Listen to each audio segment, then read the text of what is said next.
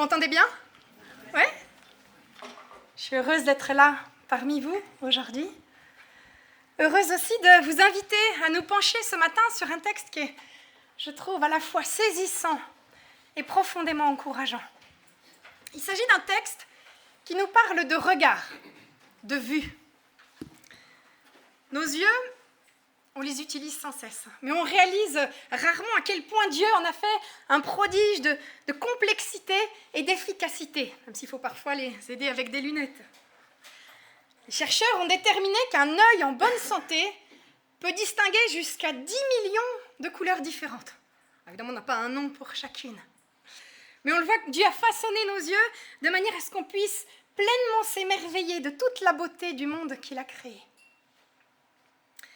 Et la Bible affirme que Dieu nous a donné aussi d'autres yeux, tout aussi essentiels. Des yeux pour voir ce qui est accessible au-delà de nos sens. Des yeux pour contempler les réalités spirituelles. Et c'est de ces yeux-là, des yeux de notre foi dont on va parler ce matin. Car le récit qu'on va lire ensemble nous interpelle précisément, je crois, sur cette question. Nous sommes dans le royaume d'Israël, au IXe siècle avant Jésus-Christ. C'est une période troublée à bien des égards, qui est marquée notamment par un conflit entre Israël et la Syrie, sa voisine. Et c'est dans ce contexte qu'un prophète, Élisée, exerce son ministère. La Bible nous rapporte qu'Élisée accomplit de nombreux miracles, où on voit que Dieu se soucie des siens jusque dans les plus petites choses du quotidien. Mais Élisée va également jouer un rôle politique en Israël, car à travers lui, Dieu veut aussi montrer qu'il domine, même sur les rois, même sur leurs armées. Et c'est ce que nous allons voir maintenant. Je lirai donc au chapitre 6 du 2e livre des rois, les versets 8 à 17. Le roi de Syrie était en guerre avec Israël. Dans un conseil qu'il tint avec ses serviteurs, il dit « Mon camp sera à tel endroit ». Mais l'homme de Dieu, c'est-à-dire Élisée, fit dire au roi d'Israël « Attention, ne passe pas à cet endroit, car c'est là que les Syriens descendent. » Le roi d'Israël envoya des hommes se tenir en observation à l'endroit que lui avait mentionné et signalé l'homme de Dieu. Cela ne se produisit pas seulement une ou deux fois, si bien que le roi de Syrie en eut le cœur tout troublé. Il appela ses serviteurs et leur dit « Allez-vous enfin me dire lequel de nous est partisan du roi d'Israël ?» L'un de ses serviteurs répondit « Personne, mon seigneur le roi. C'est Élisée, le prophète qui est en Israël, qui rapporte au roi d'Israël les paroles que tu prononces dans ta chambre à coucher. » Le roi dit « Allez repérer où il est, et je le ferai capturer. » On vint lui dire « Il est à Dothan. » Le roi de Syrie y envoya des chevaux, des chars et une forte troupe qui arrivèrent de nuit et qui encerclèrent la ville. Le serviteur de l'homme de Dieu se leva de bon matin pour sortir de la ville. Et il vit qu'une troupe la cernait avec des chevaux et des chars. Il dit alors à l'homme de Dieu « Ah, mon Seigneur, comment ferons-nous » Il répondit « N'aie pas peur, car ceux qui sont avec nous sont plus nombreux que ceux qui sont avec eux. » Puis Élisée pria « Éternel, ouvre ses yeux pour qu'il voie. » L'Éternel ouvrit les yeux du serviteur, et il vit la montagne pleine de chevaux et de chars de feu tout autour d'Élisée. Je m'arrête là. Dans notre lecture, on reparlera brièvement de la suite tout à l'heure. Tout commence donc par une exaspération, celle du roi de Syrie qui ne comprend pas comment les Israélites feront pour anticiper toutes ces manœuvres militaires. À chaque fois qu'il leur dresse une embuscade, il la déjoue. Et là, cette situation se répète tant de fois que le roi finit par penser qu'il y a une taupe, un traître parmi ses officiers qui transmet ses décisions à l'ennemi. Mais le roi va découvrir quelque chose de bien plus perturbant encore. Il va apprendre que c'est le Dieu d'Israël qui révèle au prophète Élisée toutes ces informations classées secret défense. Le roi de Syrie pourrait être interpellé par ce Dieu d'Israël qui voit tout, qui connaît tout. Mais non. Il se dit seulement que s'il veut vaincre Israël, il faut qu'il se débarrasse de ce témoin gênant qu'est Élisée, et il décide donc de le capturer. Le roi pressent quand même que le combat risque d'être inégal face à cet homme redoutable que semble être Élisée. Alors il envoie pour l'attraper un grand nombre de soldats. Et il se déploie pendant la nuit, tout autour de la ville où Élisée se trouve. Et au matin, pour le serviteur d'Élisée qui découvre la situation, c'est le choc. Il comprend immédiatement que ces hommes armés sont là pour Élisée et que lui et son maître sont désormais encerclés. À vue humaine, ils sont irrémédiablement piégés. Alors, en un éclair, le serviteur imagine peut-être toutes les options possibles. Se battre. C'est ridicule. Qu'est-ce qu'on a à espérer à deux contre toute une armée?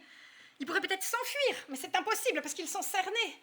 Ils pourraient peut-être se cacher, mais c'est inutile parce qu'ils finiraient par être découverts. Alors, pris de court, le serviteur panique. Il crie à Élisée tout alarmé. « Ah, mon Seigneur !» Certaines traductions disent « Malheur, maître ! Que ferons-nous » Face à ceux qui se profilent devant lui, le serviteur ne voit aucune issue et il se pense perdu. Mais ça, c'est son point de vue. Car Élisée, son maître, réagit d'une toute autre manière. Élisée ne s'affole pas. L'angoisse de son serviteur ne le contamine pas. Ce n'est pas qu'il ait un plan ou une stratégie à proposer. Mais Élisée sait qu'ils ne sont pas seuls, contrairement à ce que croit son serviteur. Élisée sait que Dieu est là et que ce Dieu présent est aussi un Dieu puissant. Élisée dit alors à son serviteur « N'aie pas peur, ceux qui sont avec nous sont plus nombreux que ceux qui sont avec eux. » L'affirmation est forte, mais elle a dû quand même laisser le serviteur un peu perplexe et dubitatif. C'est pourtant pas là une parole en l'air. C'est la réalité que le serviteur a besoin d'entrevoir pour que son cœur soit apaisé. Alors Élisée prononce cette prière simple, courte, mais qui va tout changer pour le serviteur. « Seigneur, ouvre ses yeux pour qu'il voie. » Dieu exauce cette prière. Il lève un coin du voile sur l'invisible. Et ce que voit alors le serviteur, c'est une vision grandiose. Les soldats peuvent bien remplir toute la plaine autour d'eux. Ils sont eux-mêmes encerclés par une autre armée, une immense armée d'anges en feu qui remplissent la montagne et qui montent la garde.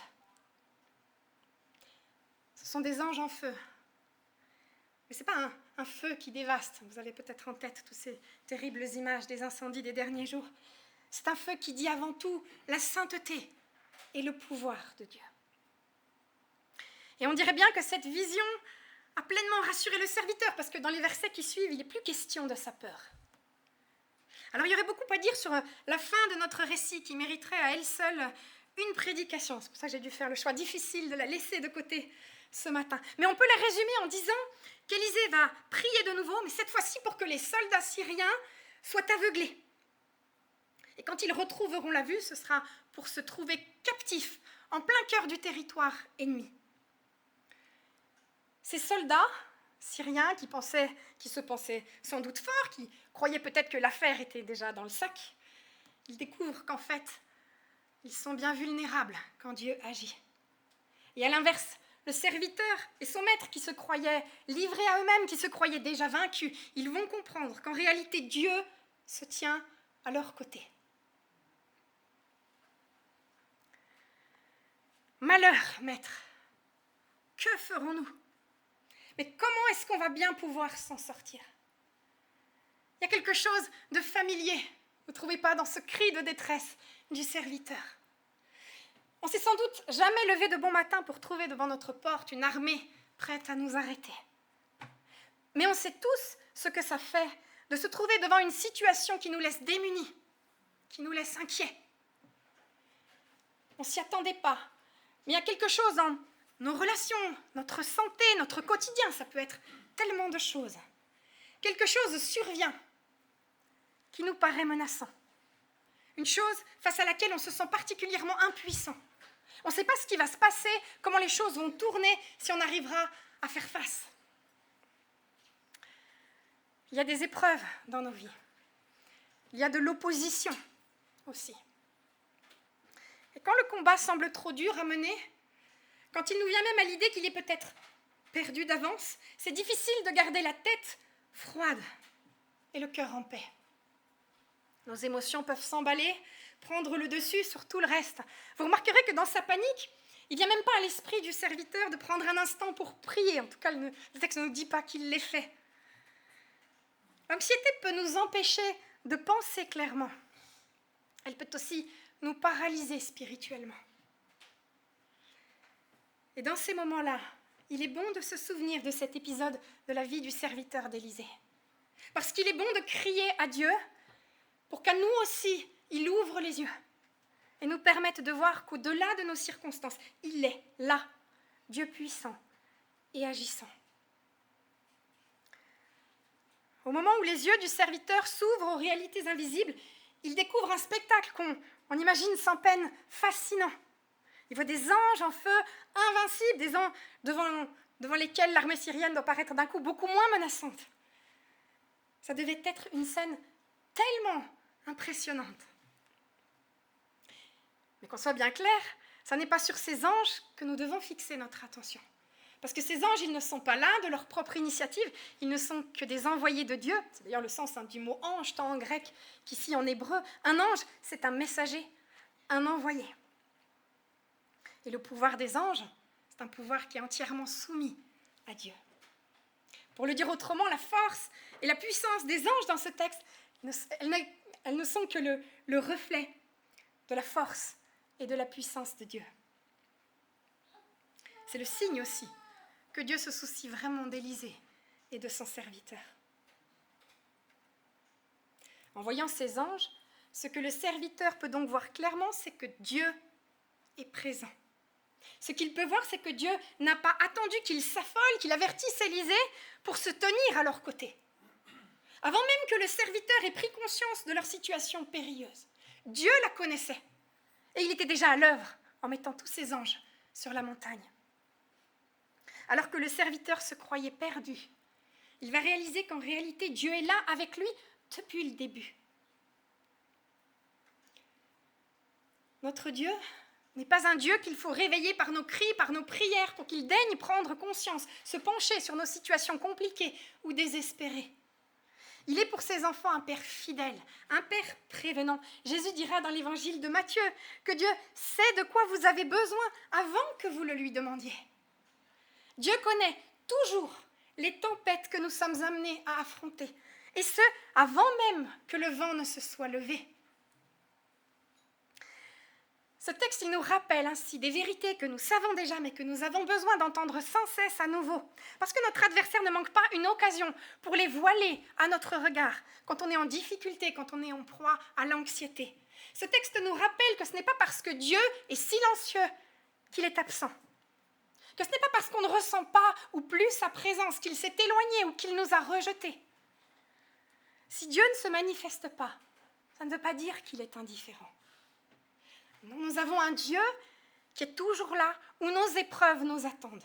Il nous y précède, il nous y devance. Et il s'y tient toujours avec la volonté de nous soutenir et de nous aider. Le psaume 46 l'affirme, on l'a entendu il y a quelque temps en prédication aussi. Ce Dieu est pour nous un refuge et un appui, un secours toujours présent dans la détresse. Toujours présent, pas ça dépend, toujours présent dans la détresse. Même lorsque les choses nous semblent hors de contrôle, ce n'est pas le cas. Dieu peut et Dieu veut agir pour nous. Il peut intervenir et faire basculer la situation en un instant, comme Élisée lorsqu'il prie et que Dieu aveugle ceux qui veulent le capturer. Parce que Dieu fait des miracles, encore aujourd'hui.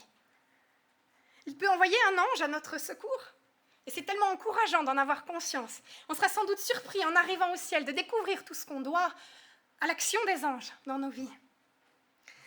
Mais dans tous les cas, ce que ce texte nous montre, c'est qu'il n'y a aucune circonstance dans laquelle Dieu ne puisse venir nous soutenir et nous aider. Parce qu'il n'y a rien qui puisse se dresser devant nous, qui soit plus puissant que l'Éternel des armées. L'Éternel des armées, c'est un nom de Dieu qui déclare que Dieu combat pour son peuple, comme c'est le cas ici. Mais c'est un titre qui déclare aussi qu'il est celui à qui tout l'univers est soumis, tant l'univers invisible que l'univers visible. L'univers invisible où des anges innombrables se tiennent à son service. Dieu règne, même sur ce qui nous accable et ce qui nous inquiète. Dieu ne nous sort pas toujours d'un coup, d'un seul de nos situations difficiles. On sait bien que ce n'est souvent pas le cas. Mais ce texte nous rappelle de manière saisissante que même lorsque notre combat est grand, les ressources qu'il nous offre pour y faire face sont plus grandes encore. Parce que dans nos combats angoissants, nos combats à nous aujourd'hui, il y a bien plus éblouissant qu'une armée d'anges pour se tenir à nos côtés. On a bien plus qu'une armée d'anges pour nous soutenir et pour nous encourager. Si nous sommes chrétiens, nous savons que nous sommes attachés à celui qui a combattu le plus grand des combats et qui l'a remporté, Jésus-Christ. En mourant pour que nous soyons pardonnés de nos péchés et en ressuscitant, Christ nous a ouvert les portes d'une espérance à nul autre pareille, qui nous promet sa présence constante à nos côtés, dès à présent et jusque dans l'éternité. Et cette présence-là, avec tout l'amour qui la présuppose, qui l'accompagne, elle a le pouvoir d'éclairer toutes les obscurités par lesquelles il nous faut passer. C'est parce que Christ a triomphé du combat pour nous que nous pouvons désormais affronter nos propres combats, avec la certitude que nous pouvons puiser sans cesse en lui les forces et la paix qui nous manquent. C'est ce que dit Paul au tout début de sa lettre aux Éphésiens, dans laquelle il prie pour que Dieu accorde aux croyants de voir, de discerner clairement les réalités spirituelles et tout ce à quoi les croyants ont désormais accès par leur foi en Jésus-Christ. Et il dit que Dieu illumine les yeux de votre cœur pour que vous sachiez quelle est l'espérance qui s'attache à son appel. Cette espérance grandiose de l'éternité qu'on peut expérimenter dès à présent. Quelle est la richesse de son glorieux héritage parmi les saints? Là, il nous dit que cette espérance, elle est offerte aux croyants qui appartiennent désormais à Dieu comme un trésor d'une valeur inestimable. Et quelle est l'infinie grandeur de sa puissance qui se manifeste avec efficacité par le pouvoir de sa force envers nous qui croyons. Elle nous dit que les moyens par lesquels Dieu nous vient en aide dans notre lutte contre tout ce qui voudrait voler notre paix, tout ce qui voudrait nous oppresser, ce n'est pas des moyens limités. Dieu veut nous faire bénéficier de sa puissance infinie avec générosité. Paul dira plus loin encore, si vous vous sentez faible et démuni, il dit « Fortifiez-vous dans le Seigneur et dans sa force toute puissante. » On l'a chanté tout à l'heure. « Tu es ma force quand je suis faible. » Et cette puissance que Dieu met à notre disposition, elle n'est pas à rechercher sans être certain de pouvoir la trouver. Car Jésus-Christ n'a pas fait que se tenir à nos côtés et vaincre pour nous le mal, la mort et le péché. Il nous a aussi envoyé son esprit qui vit en nous, dans nos cœurs, si nous appartenons à Jésus-Christ. Le feu de Dieu n'est plus répandu autour de ses serviteurs sur les montagnes. Il brûle désormais en nous pour nous communiquer cette force qui vient de Dieu. Une force ténue peut-être, juste ce qu'il faut pour tenir, peut-être. Mais une force solide, parce que ce n'est pas la nôtre, mais c'est celle de Dieu pour nous. L'Esprit Saint brûle en nous pour nous assurer que Dieu sait, que Dieu voit, et que nous ne sommes jamais délaissés, jamais abandonnés, mais toujours à portée de l'amour et des soins du Seigneur. Lorsque le serviteur s'écrie « Malheur, maître, que ferons-nous » il se fie à son ressenti, à ses émotions, à sa vue tellement limitée sur la situation.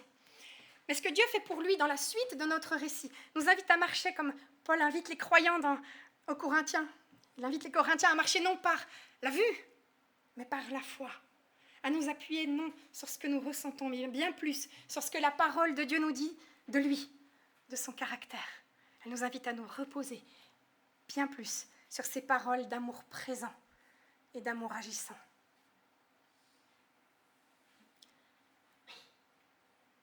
Seigneur, ouvre ses yeux pour qu'il voie.